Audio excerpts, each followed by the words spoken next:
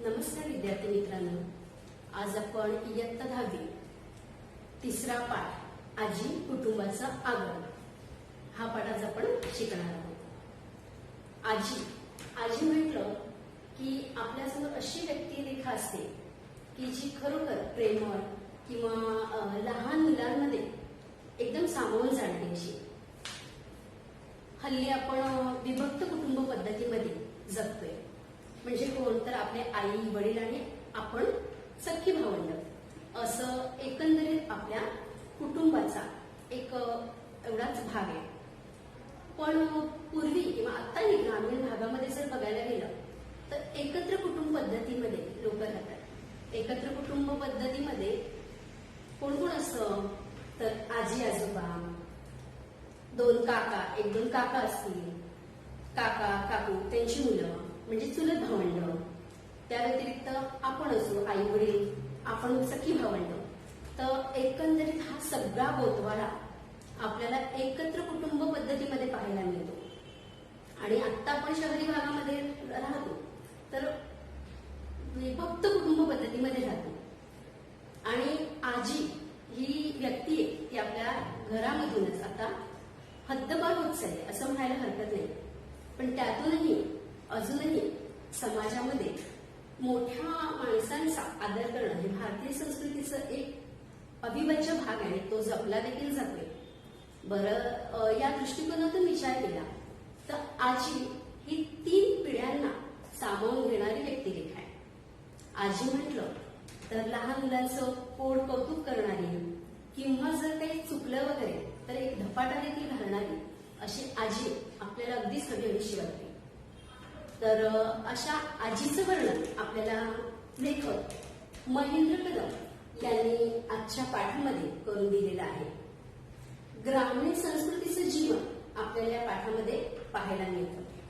आजीची व्यक्तिरेखा, तिचं दिसणं, तिचं घरामध्ये असणं हे सगळं आपल्याला या पाठामध्ये त्यांनी खूप छान पद्धतीने दाखवलेले। बरं, आपण आता पाठाला सुरुवात करूया। आजी कुटुंबाचं आगमन। आता या पाठाच्या नावामध्येच तुम्हाला आगमन म्हणजे काय असा प्रश्न पडला असेल, तर शब्दशः अर्थ घ्यायला गेलं तर आगमन म्हणजे काय तर वाडा असतो, मोठे मोठे जे खेडेगावांमध्ये वगैरे आपण म्हणतो मोठे मोठे वाडे, त्या वाड्याच्या दिंडी दरवाजा म्हणजे मुख्य दरवाजा, दिंडी दरवाजा बंद करण्यासाठी त्याला आतल्या बाजूने लावला जाणारा लाकडी अडसर म्हणजे काय तर आपण बघा ना आता घरामध्ये ज्या वेळेला सुरक्षित राहण्याच्या हेतूने आपण कडी कोयंडे लावतो किंवा सगळी कडी लावतो, तर त्यालाच एकंदरीत आगळ असं म्हटलं गेलं। तर या वाड्याला जे आगळ लावलं की काय असतं की मनामध्ये सुरक्षिततेची भावना निर्माण करणारं असं हे आगळ।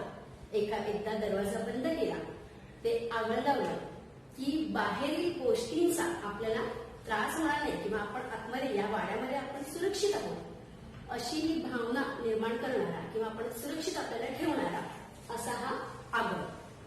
तर आपल्याला या पाठामध्ये आजी कुटुंबाचं आगळ, तर हा शब्दशः आगळ हा अर्थ आपल्याला इथे घ्यायचा नाहीये। तर आजीला आगळची उपमा दिलेली आहे।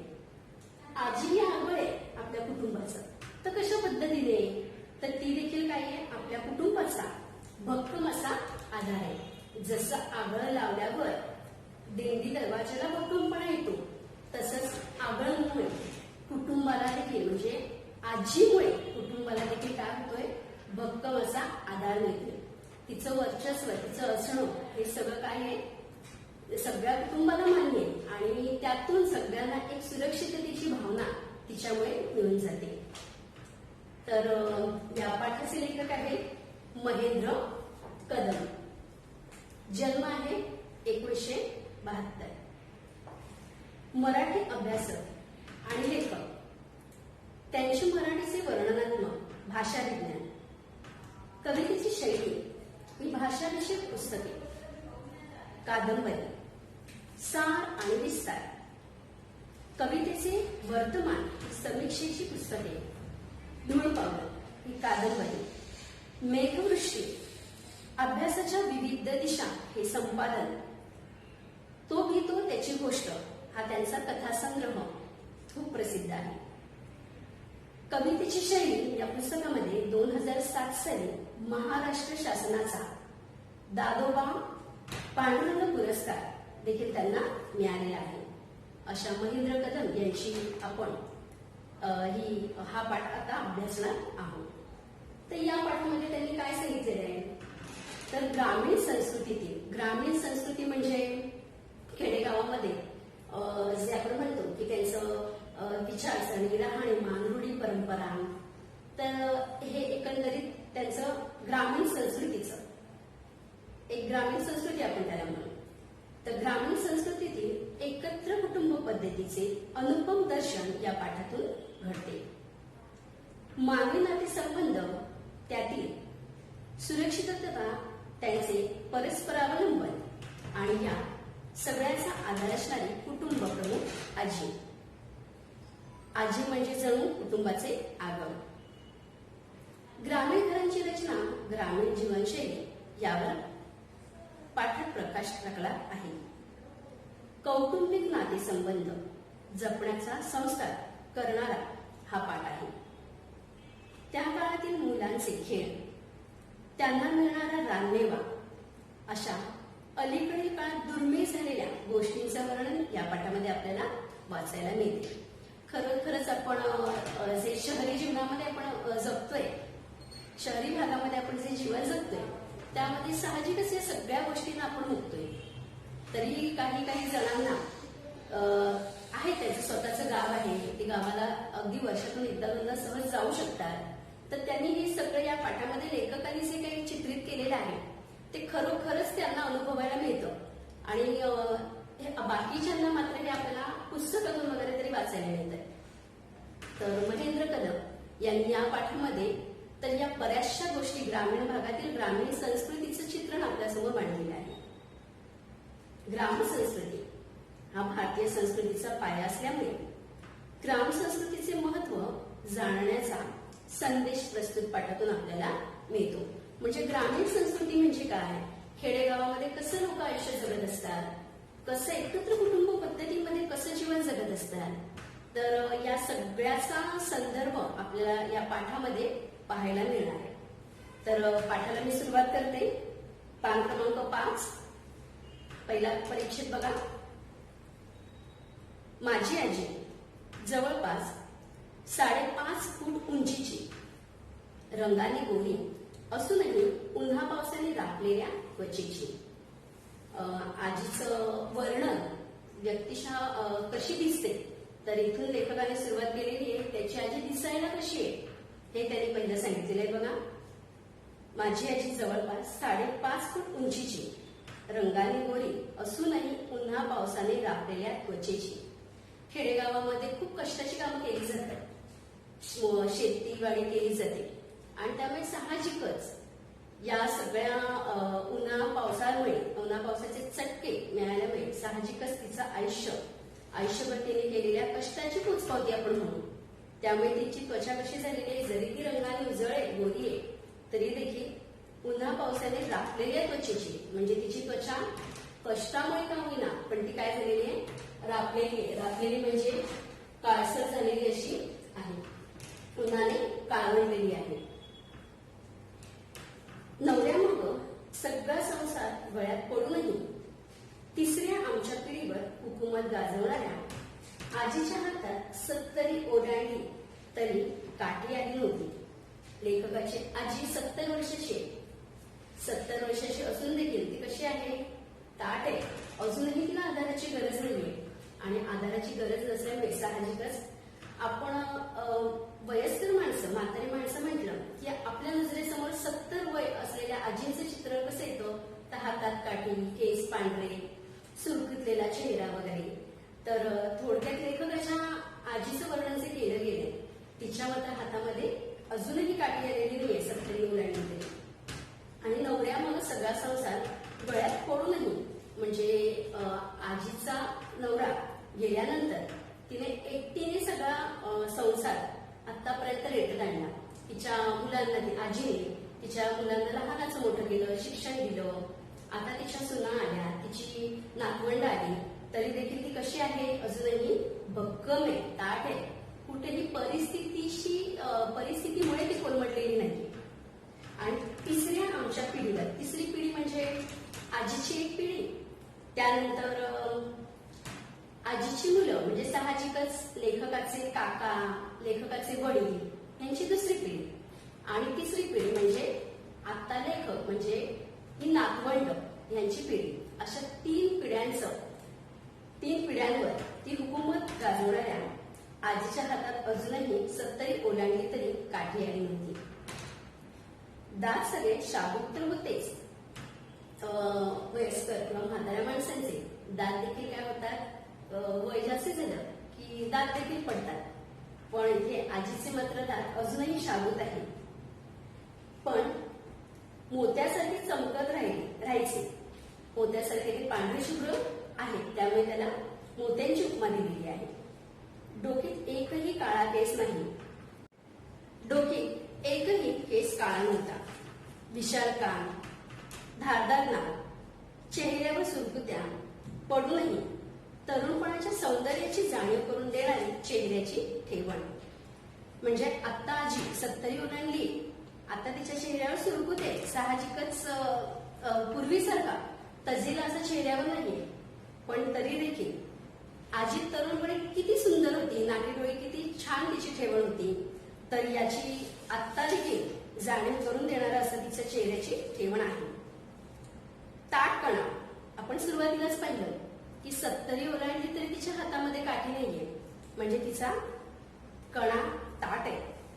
पायात जुन्या वळणाच्या नालाच्या वहाणा म्हणजे चप्पल, तर तिच्या पायामध्ये जुन्या वळणाच्या नालाच्या वहाण आहे.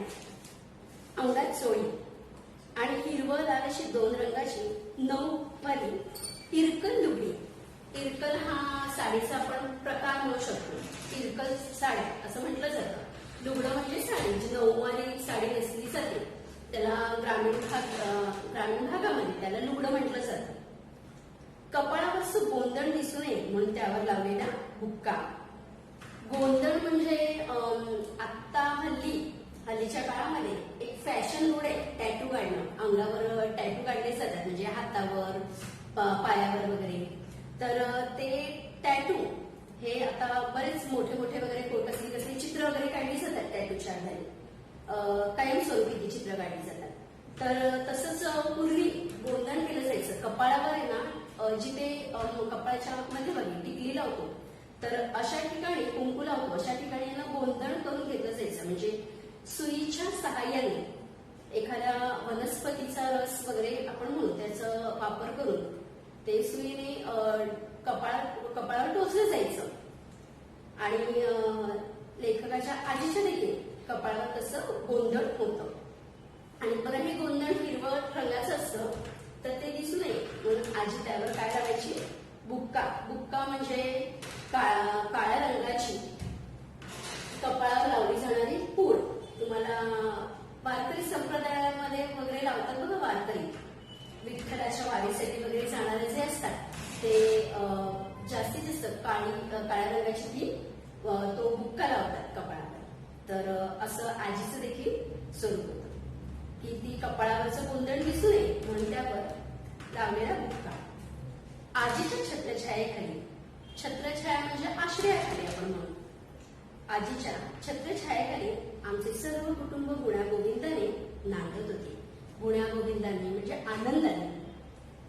आजीचा आश्रय, आजीची कृपा दृष्टी, तिची छत्रछाया, आणि या छत्रछायेखाली लेखकाचं सर्व कुटुंब आनंदाने नांदत होतं. आमच्या घरी एक गावरान गाय होती. गावरान म्हणजे गावातील गावरान गाय होती. तिला मी कपिली म्हणायचो. म्हणजे तुम्हाला माहितीच असेल, खेडेगावामध्ये गाई, गुरं, बैल वगैरे असे पाळले जातात.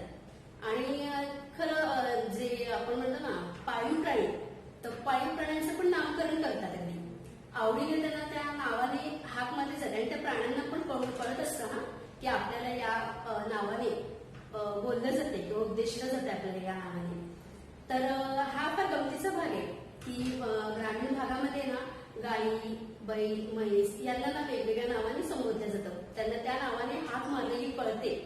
तसंच लेखकाच्या घरी एक गावरान गाय आहे आणि तिला देखील त्यांनी कपिली असं नामकरण केलंय. एका आड एक वेताला. वेताला म्हणजे जनावरांनी पिल्लाला जन्म देणं. एका पिल्लाचा जन्म झाला तर त्या पिल्लापासून दुसऱ्या पिल्लाचा जन्म होईपर्यंतचा मधला जो कालावधी आहे त्याला वेत म्हटलं जातं. तर एका आड एक वेताला तरी खोड. खोड म्हणजे पाडा. एका आड एक वेताला तरी खोड ती नक्की राहायची. त्यामुळं दावणीला, दावणी म्हणजे गुरांना बांधण्याची दोर, त्याला दावणी म्हणतात. दावणीला कायम कपिलीचीच बैल असायची. कपिली दूधही भरपूर द्यायची. आमचे वडील किंवा काका धार काढायला निघाले की ग्लास घेऊन आमचा मोर्चा गोठ्यात. गायीनं पाळणा सोडला की वासरू आकडायचं न चरबीतल्या दुधाच्या धारांचं संगीत ऐकत चरबी भरण्याची वाट बघायची. आता लेखकाचे काका हे गाईचं दूध काढायला जायचे, त्याची गाईची धार काढायला जायचे. आणि ज्या वेळेला लेखकाचे काका धार काढायला जायचे तर सोबत ती चरबी न्यायची. चरबी म्हणजे दुधाचं भांड, ज्याला आपण किटली वगैरे म्हणतो, तर ते दुधाचं भांड ते घेऊन जायचे. आणि काकांच्या मागोमाग लेखकाची भावंड, लेखक हे सगळ्यांचा मोर्चा गोठ्याकडे जायचा. बरं, सगळे गोठ्याकडे का जायचे बघा हा पुढे. चरबी भरली की पुन्हा वासरू सोडायचं न ग्लास घेऊन लाईनीत उभं राहायचं. आता लेखकाच्या काकांनी ज्या वेळेला धार काढली तर धार काढून झाल्यानंतर सगळी भावंड, लेखक आणि लेखकाची भावंड सगळी रांगेत उभी राहायची.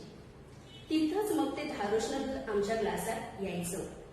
किती नशीबवान लेखक आहे बघा की आपल्या इथे घरी दूध आणण्यापर्यंत ते दुग्ध प्रकल्पातून दुकानात, डेअरीतून आपल्या घरी असा हा प्रवास असतो. पण ग्रामीण भागामध्ये मात्र हा असा प्रवास आपल्याला इथे पाहायला मिळत नाही बघा. लेखक आणि त्याची भावंड सगळे गोठ्याकडेच दूध पिण्यासाठी ग्लास घेऊन जायचे तयारीनिशी. तिथे मग गाईचं दूध काढलं जायचं आणि ते अगदी डायरेक्ट त्या ग्लासामध्ये या लहान मुलांना प्यायला न्यायचं. भाग्याचीच गोष्ट आहे.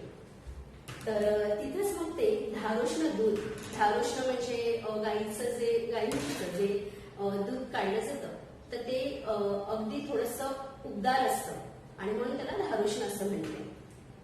धारोष्ण दूध आमच्या ग्लासात यायचं आणि ते उबदार दूध मिश्रण येईपर्यंत पीत राहायचं. तिथंच संपून घरात यायचं. राहिलेली अर्धी सर्दी घरात आली की म्हातारी ढाजत सोप्यात अवतरायची. ढाजत म्हणजे वाड्याची उजवी डाव्या बाजूला जी काही पडवी असते ती पडवी म्हणून आपण त्याला, की म्हातारी ढाजत सोप्यात अवतरायची. बघा हा इथे देखील आजीचा कटाक्ष बघा कसा आहे की सगळ्या मुलांना पोटभर दूध मिळायला पाहिजे. तर या दृष्टिकोनातून आजी काय करायची की मुलांना ना गोठ्याकडेच पाठवायची ग्लास घेऊन की तिथेच तुम्ही एक एक ग्लास दूध प्या आणि मग उरलेलं दूध घरामध्ये आणलं जायचं. राहिलेली अर्धी सर्दी घरात आली की म्हातारी ढाजतच सोप्यात अवतरायची. तिथंच बसून राहायची. हातातील माळेचा एक एक मणी ओढत काहीतरी पुटपुटत राहायची. म्हणजे देवाचं नामस्मरण करतात. हातामध्ये ती माळ असते म्हाताऱ्या माणसांच्या आणि ते दिवसभर आपलं ते देवाचं नामस्मरण करत असतात. तशी ही आजी देखील काहीतरी पुटपुटत राहायची. म्हणजे लेखकाच्या बालमनाला ते काहीतरी पुटपुटणं वाटायचं पण ती नामस्मरण करत असायची. हातातील माळेचा एक एक मणी ओढत काहीतरी पुटपुटत राहायची. कारण एकच, माझ्या आईने व धाकट्या चुलतीने चहा करून पिऊ नये म्हणून सक्त पहारा द्यायची. जर पूर्वी बघायला गेलं तर घरामध्ये अगदी सुनांना थोडाफार तरी सासूरवास भोगायलाच लागायचा आणि त्या देखील निमूटपणे हे सगळं सहन करायच्या. मग तसंच लेखकाची आई आणि लेखकाची काकी म्हणजे इथे आपण म्हटलं चुलती सांगितले, धाकटी चुलती म्हणजे लहान लेखकाची लहान काकी सगळं स्वयंपाकघर त्यांच्या हातामध्ये असायचं, सगळं करणं, घरातलं स्वयंपाक वगैरे करणं. मग त्यावेळेला वाटेल त्या वेळेला त्यांनी दुधाचा अगदी चहा करून पिऊ नये, तर या गोष्टीकडे देखील आजीचं बारकाईने लक्ष असायचं आणि म्हणून ती सक्त पहारा देखील द्यायची. 4 घरच्या 4 सुना नांदायला आल्या, त्यांचा कुणाचा भरोसा द्यायचा. आता ज्या वेळेला आजीची मुलं होती तर तिथपर्यंत तेवढा प्रवास ठीक होता, पण आता त्या मुलांच्या बायका घरी आल्या, म्हणजे 4 घरच्या 4 सुना नांदायला आल्या. प्रत्येकाचा स्वभाव, गुण, दोष वेगवेगळे असतात आणि मग त्यामुळे साहजिकच कोणाकोणाला म्हणून भरोसा आजी ठेवणार आणि त्यामुळेच कोणाचा भरोसा द्यायचा, कोण कोणाच्या लेकराला किती देईल खात्री नाही.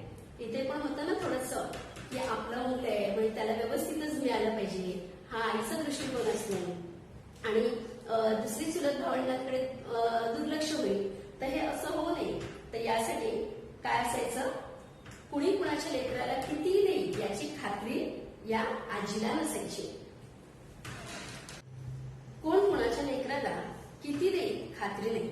लेकराला म्हणजे मुलाला. जर समजा काकीची मुलं असतील तर काकी काय करणार, आपल्या मुलांना जास्त देईल आणि इतर मुलांना मात्र ती कमी करू शकते, असं होऊ शकतं.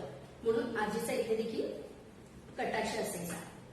कोण कुणाच्या लेकराला किती देईल खात्री नाही, म्हणून आम्हाला गोठ्यातच जेवणावर आजीचा कटाक्ष असायचा. आजी तिथं बसण्याचं आणखी एक कारण होतं. आमची आई थोरली होती. थोरली म्हणजे 4 जावांमध्ये मोठी. लेखकाची आई ही मोठी जाव होती. आपण बसून जावांना कामं लावायची. खरं तर आजीनं सगळ्यांना कामाच्या वाटण्या करून दिल्या. आता इथे पण स्वयंपाकघरातील सगळ्यांना 4 सुना आहेत, 4 घरातून आले, पण सगळ्यांना सगळे आलं पाहिजे. सगळ्यांना कामं तिने वाटून दिली होती आणि त्यामध्ये मोठ्या जावेचा धाक असला तर ती काय करणार, बाकीच्या जावांना कामं करायला लागेल स्वतःच्या वाटणीची पण. तर हा प्रकार होऊ नये म्हणून आजी बारकाईने पाहायची. कुणी किती दिवस भाकऱ्या करायच्या, कुणी धुणं धुवायचं, धुणं म्हणजे कपडे धुणं, कालवण कुणी करायचं, भांडी कुणी घासायची, हे सगळं ठरलेलं असायचं. आणि आठवड्यानं प्रत्येकीचं काम रोटेशन प्रमाणे बदलत जायचं. रोटेशन म्हणजे आळीपाळीने. रोटेशन म्हणजे काय, आळीपाळीने हे बदललं जायचं. प्रत्येकीला प्रत्येक काम आलंच पाहिजे यावर आजीचा भारी कटाक्ष. म्हणजे एकच एक काम एकीच्या वाट्याला मिळालं. समजा जेवणाचं काम एका काकीला मिळालं आणि तिने जर तेच करत राहिलं तर बाकीच्या कामामध्ये ती कशी होणार आहे, म्हणजे पूर्ण तिला सगळी कामं येणार नाही घरातली. जेवण म्हणजे जेवणच फक्त ती करेल, तर असं काय होतं कामा नाही. म्हणून आजीने काय केलं होतं, रोटेशन पद्धतीने थोड्या दिवसांनी प्रत्येकीचं काम काय करायचं, बदलायचं. प्रत्येकीला प्रत्येक काम आलंच पाहिजे यावर आजीचा भारी कटाक्ष. येत नसेल तिला ती शिकवायची, पण कामातनं कुणाची सुटका नसायची. एखादं काम येतं म्हणून मी तेच करेल असं इथे काहीच हट्ट नसायचा आणि प्रत्येकीला सगळं आलं पाहिजे या दृष्टिकोनातून आजी स्वतः आपल्या सुनांना सगळी कामं शिकवायची. भाकरी करतल्या की करणारीला लाखोटी म्हणजे अपशब्द आपण म्हणू. एखादं काम बिघडलं तर त्याची बोरणी देखील आजीकडून त्यांना खावी लागायची आणि त्या देखील निमूटपणे हे ऐकून घ्यायचे. एखादी चूक झाली तर आजीला प्रत्युत्तर करायच्या नाही, तर त्या ऐकून घ्यायच्या. सरपण नीट नसते. सरपण म्हणजे काय, जपण्यासाठीची लाकडं. खेडेगावामध्ये चुलीवर जेवण केलं जातं, तर त्यासाठी लाकडं जंगलातून लाकडं वगैरे गोळा करून ठेवली जातात खोप्यामध्ये वगैरे. तर सरपण म्हणजे जळणासाठीची लाकडं. सरपण नीट नसलं की गड्यांची फजिती. गडी म्हणजे बाहेरची कामं करण्यासाठी जी नोकर माणसं वगैरे ठेवलेली असतात, की खेड्यामध्ये शेतीसाठी असतात ही नोकर माणसं. त्या व्यतिरिक्त जंगलातून लाकूड फाटा गोळा करून आणण्यासाठी. बरं ती नीट नसतील लाकडं गोळा केली वगैरे तर त्यासाठी त्यांना देखील बोरणी खावी लागायची. स्वयंपाक झाला की आधी आमची बाळगोपाळांची पंगत बसायची. बाळगोपाळ म्हणजे लहान मुलं. आता जेवण झालं की एकत्र कुटुंब पद्धतीमध्ये खूपच मुलं असतात, चुलत भावंड, सखी भावंड वगैरे अशी. मग त्यावेळेला काय केलं जायचं, तर पहिला लहान मुलांना जेवण वाढलं जायचं, त्यांना पंक्तीला बसवलं जायचं. आजी पुढं सरकायची न आमची आई जेवायला वाढायची किंवा कुणी काकी पण. म्हणजे जेवण लहान मुलांना जेवण वाढण्याचं काम लेखकाच्या आई किंवा काकीवर असायचं. पण इथे देखील ही आजी काय करायची, तिथे पण लक्ष पुरवायची की व्यवस्थित सगळ्यांच्या ताटामध्ये दिलं जातंय की नाही, प्रत्येक पदार्थ प्रत्येक लहान मुलांना वाढला जातोय की नाही, कोणाला वगळलं तर जात नाही, या गोष्टी ती अगदी बारकाईने बघायची. पण वाढतानाही आजीचा जागता पहारा धपाटे घालू घालू खाऊ घालायचं. एखादा जर लहान मुलाला एखादी भाजी नाही आवडली तर तिथे मात्र हे नखरे चालायचे नाही. तर आजीचा काय दृष्टिकोन असायचा, पानामध्ये जे काही आहे वाढलं गेलंय ते मुलांनी खाल्लंच पाहिजे आणि ती जबरदस्तीने मुलांना धपाटे घालून खाऊ घालायची. कुणाला खरकट ठेवू द्यायची नाही. खरकट म्हणजे पानामध्ये वाढलेलं जे जेवण आहे ते नको म्हणून टाकून देणं, असं ती करू द्यायची नाही. आमच्या जेवणानंतर रानातल्या भाकरी बांधल्या जायच्या. रानातल्या म्हणजे घरातील जी पुरुष माणसे किंवा जी काही आपण मगाशी म्हटलं की गडी, जे बाहेरची कामं करण्यासाठी असतात ती, तर ती शेतावर गेलेली असायची. लहान मुलांचं जेवण झालं जेवण की मग लगेच या रानामध्ये गेलेल्या पुरुष मंडळींची जेवणाची तयारी, म्हणजे त्यांना ते भाकरी वगैरे एकत्र बांधून त्यांना त्या शेतीवर त्याचं जिथे काम चालू आहे तिथपर्यंत नेऊन देण्यासाठी रानातल्या भाकरी बांधल्या जायच्या आणि नंतर सगळ्या बायका मिळून जेवायच्या. तर असा त्यांचा जेवणाचा नित्यक्रम असायचा की पहिला लहान मुलांना वाढणं, त्याच्यानंतर जी बाहेर कामासाठी गेलेली आहे, शेती कामासाठी वगैरे गेलेली माणसं आहेत त्यांना पोहोचवणं जेवण आणि त्यानंतर मग स्त्रियांनी बसणं. तर हा नित्यक्रम आजीने आपण दिलेला होता. 10च्या दरम्यान पोरांना शाळेत पिटाळून म्हणजे शाळेमध्ये जबरदस्तीने पाठवावं लागायचं. तर 10च्या दरम्यान पोरांना शाळेत पिटाळून दुपारच्या कामाचं नियोजन करून मग आजीची स्वारी ढाळजत येणार. बसता बसता झोपी जाणार. ढाळजत म्हणजे पडवीच आपण म्हणून, जे ओसरी वगैरे असते ना ती. आणि मग आजी दुपारच्या वेळेला मात्र काय करायची, ढाळजात येणार आणि बसता बसता झोपी जाणार. पण झोप भारी सावध, जसे आपण म्हणतो ना दुपारच्या झोपेला वामकुक्षी म्हटलं जातं की अगदीच अर्धा एक तास झोपलं तरी पुरेसं. तर आजी पण काय करायची, तिची झोप अशी अगदी सावध असायची. कुठंही कुठं झालं की आजी तट्ट झाली म्हणजे जागता पहारा, म्हणजे जरी ती झोपलेली वाटली तरी ती आतून जागी असायची. कुठे काही पडलं की ही पटकन डोळे उघडायची. कानं साधून पुन्हा डोळं झाकणार. झोप होता होता गल्लीतल्या बायका जमल्या की वाकळ शिवायचं असो. वाकळ म्हणजे गोधडी, जे खेडेगावामध्ये अनेक सुती कपडे वगैरे गोळा करून ते एकत्र शिवले जातात, त्याला गोधडी म्हटलं जातं, वाकळ म्हटलं जातं ग्रामीण भागात. शेंगा फोडायचा असो की धान्य निवडायचं असो, सगळ्या मिळून एकमेकींची कामं करायच्या. गल्लीतल्या बायका येतानाच कामं घेऊन यायच्या, गप्पा व्हायच्या, सासूरवास जाच अशा सगळ्यांच्या चर्चा. आता कुठेतरी स्त्रियांना पण मोकळीक पाहिजे की नाही या कामाच्या व्यापातून. सकाळपासून ती जेवण, धुणं, कपडे, भांडी वगैरे या सगळ्या कामातून त्यांना थोडासा विसावा इथे न्यायचा. दुपारची वेळ या स्त्रियांची असायची. त्या काय करायच्या की दुपार झाली, सगळी कामं उरकून झाली की मग या वाड्याकडे यायच्या. आजीच्या सोबत त्यांच्या गप्पा रंगायच्या. बरं, येताना पण त्या कामं थोडीफार कामं करायला घेऊन यायच्या. म्हणजे पावला वेळ नुसत्या गप्पांमध्ये नाही घालवायच्या.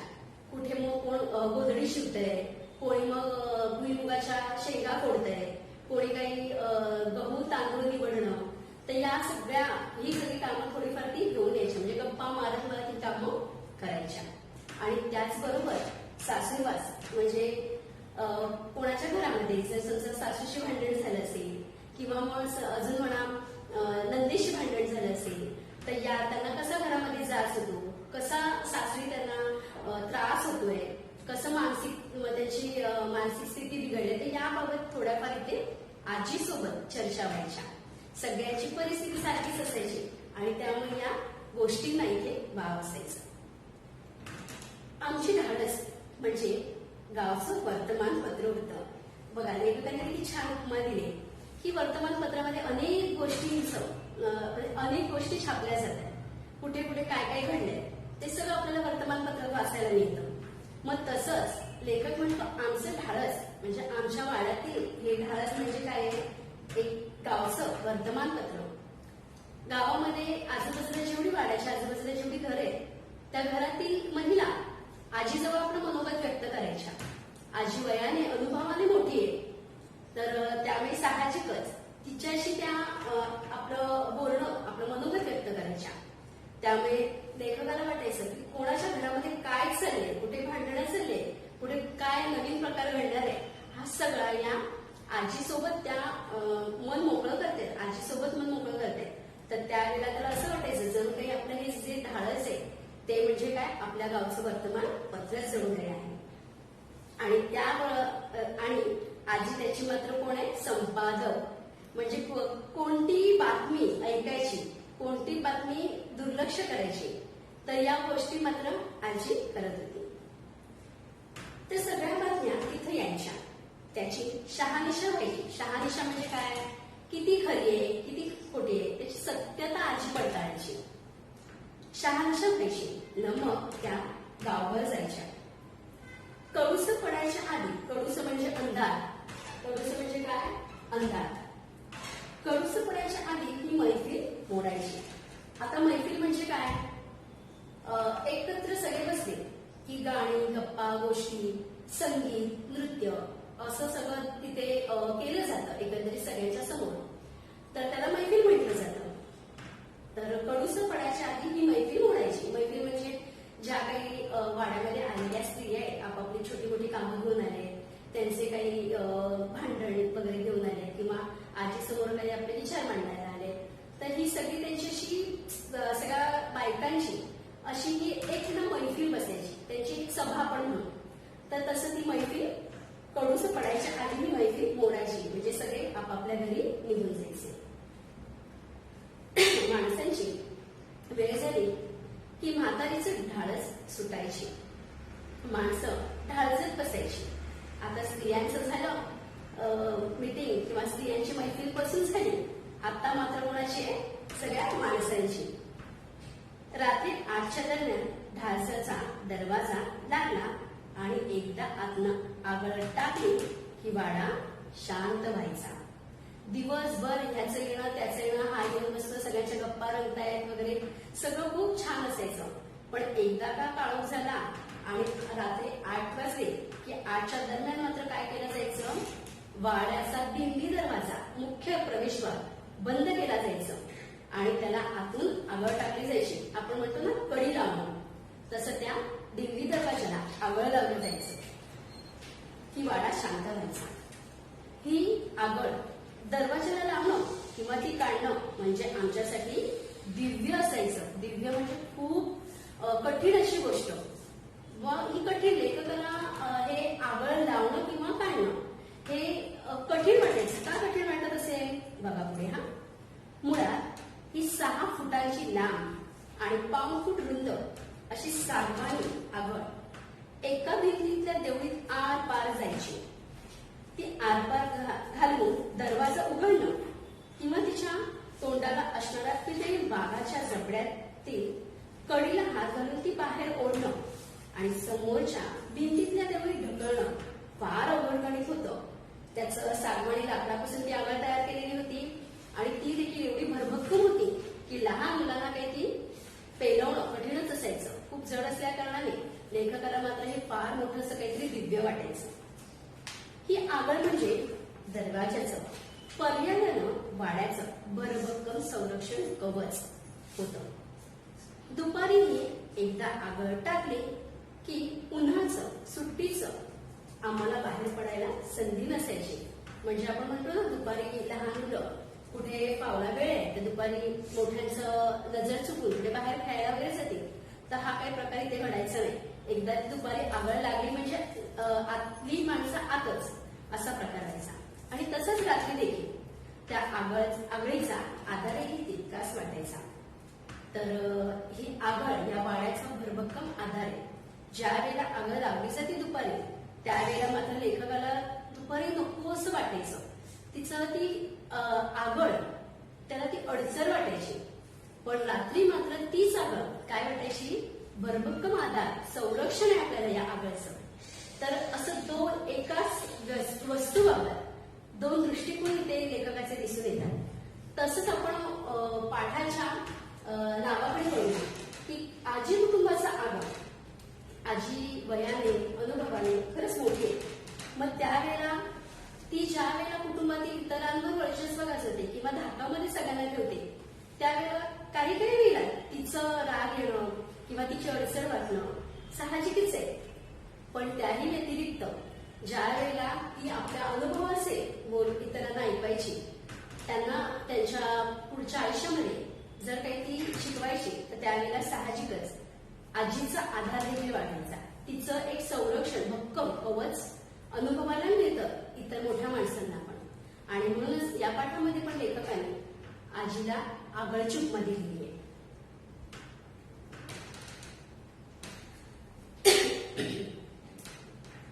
भर मग आजीला जास्त त्रास होऊन न देता तिथंच ढाळचत पडली सोप्यात कुठेही आम्ही बैठे खेळ खेळायचो. कारण पर्यायच नसायचा, बाहेर जायला मुभा नसायची. आणि त्यामुळे साहजिकच लहान मुलं काय करायची, बरं तिथे बसल्या बसल्या बैठे खेळ खेळायचे. आत्ताच्या जर काळामध्ये आपण पाहिलं आधुनिक काळ, तर आपले बैठे प्रकार किंवा आपले मनोरंजनाची साधनं मुलांची काय आहे, एक तर ते कम्प्युटर, मोबाईल, नाहीतर मग टीव्ही तर आहेच, बरोबर की नाही. पण खेडेगावात ग्रामीण भागामध्ये मात्र अगदीच बुद्धीला चालना देणारे किंवा आपण म्हणू आणखी थोडेस व्यायाम प्रकार वगैरे होतील अशा खेळांकडे मुलांचा कल असायचा. पण आता मात्र हे मैदानी खेळ, बैठे खेळ हे दुर्लक्षित होत चालले.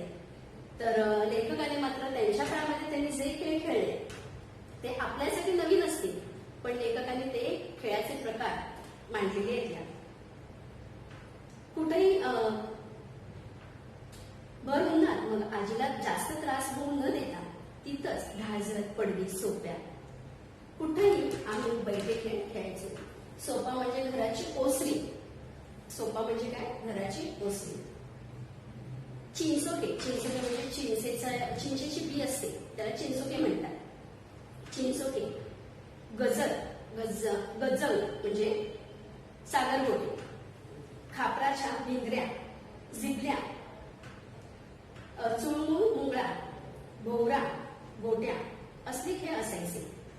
तर कधी घरातल्या सरपणातील लाकडं काढून विटी दांडू भोवरं बंदीत बसायचं. बघा जिबल्या हा खेळ प्रकार म्हणजे काय, तर अर्धी कापलेली जोड्यांचा तळ म्हणजे चप्पल आहे ना, त्या चप्पलचा टाकाऊ चप्पल तिचा अर्धा जो तळ आहे तो कापून घ्यायचा आणि त्याच्याद्वारे खेळलं जायचं. त्याला जिबल्या म्हणायचं त्या खेळाला. तर चिंचोके, गजम, खापराच्या भिंगऱ्या, जिबल्या, चुळमूळ मुंगळा, भोवरा, गोट्या असले खेळ खेळायचे. तर कधी घरातल्या सरपणातील आपण मगाशीच म्हटलं की आपण स्वयंपाकासाठी जी काही लाकडं जाळली जातात ती सरपण गोळा केली जातात जंगलातून, तर त्या सरपणामधूनच ही मुलं काय करायचे, विटी दांडू भोवरे बनवायचे. म्हणजे निसर्गाच्या सानिध्यामध्ये हे खेळ खेळले जायचे. भिंगऱ्या बनवताना त्यांना गोल आकार देण्यासाठी दगडावर घासत बसायचं. मधूनच हुक्की आली. हुक्की म्हणजे काय, लहर येणं. मधूनच हुक्की आली की पाटका आणि गुळगुळीत व्हावी म्हणून खापरानं घासायची. शिकताना आत्तासाठी वया पुस्तकं प्रत्येकालाच मिळायची असं नाही त्यावेळेला. मग त्यावेळेला पाटी पेन्सिल हा त्याच्याकडे खूप महत्वाचा भाग असायचा. तर ही जी पाटी आहे ती काळी कुळकुळीत करण्यासाठी मग ही मुलं काय करायची, खापराने ती घासून किंवा कोळशाने वगैरे घासून ती काळी करायची. तरवाडच्या वाळल्या शेंगाला छिद्र पडणं बाभळी काट्यात ओवायची. काट्याला आतून एक आणि बाहेरून एक शेळीच्या लेंड्या लावायच्या आणि त्याच्यापासून मग भिंगरी बनवायची. म्हणजे आजूबाजूला ज्या काही गोष्टी आहेत निसर्गाच्या सानिध्यामध्ये त्यांना जे काही मिळते त्यापासून ते खेळाचं साहित्य तयार करायचे आणि यावर भर असायचा. आत्ताच्या मुलांचं की त्यांना सगळं काही बॅट बॉल वगैरे हे सगळं त्यांना मिळायचं नाही. तर निसर्गामधून ज्या काही गोष्टी मिळतील तर त्या गोष्टींचा त्या घटकांचा वापर करून हे मुलं खेळणी तयार करायची स्वतःची स्वतः. ज्वारीच्या ताटांच्या बैलगाड्या बनवायच्या. ज्वारीचे ताट म्हणजे ज्वारीचं पीक आल्यानंतर जी कापणी केल्यानंतर जे उरतं की नाही देठ त्याचे, तर त्या ज्वारीच्या ताटांच्या बैलगाड्या बनवायच्या. तालीतील लाल माती आणून बैल बनवायचे. तालीम म्हणजे कुस्तीचा आखाडा वगैरे आपल्याला माहिती असेल की तिथे अगदी लाल लाल माती असते, मऊ अशी केलेली लाल माती असते. तर तालमीतील ती लाल माती आणायची आणि त्याचे बैल बनवायचे. कधी गोल गोटे आणून ते घडत बसायचे. नदीतील गोल गोटे ते आणायचे. ते अगदी पूर्ण गोले गोल होण्यासाठी त्याला अजून तासायचं. एका दगडाने दुसऱ्या दगडावर तासून तासून त्याला गोल असा गरगरीत आकार प्राप्त करून द्यायचा. म्हणजे आताच्या आपण म्हणतो ना गोट्या असतात काचेच्या, तशा पूर्वी नसायच्या. म्हणून नदीतील हे जे गोल गोटे ते आणून त्याला घडवलं जायचं.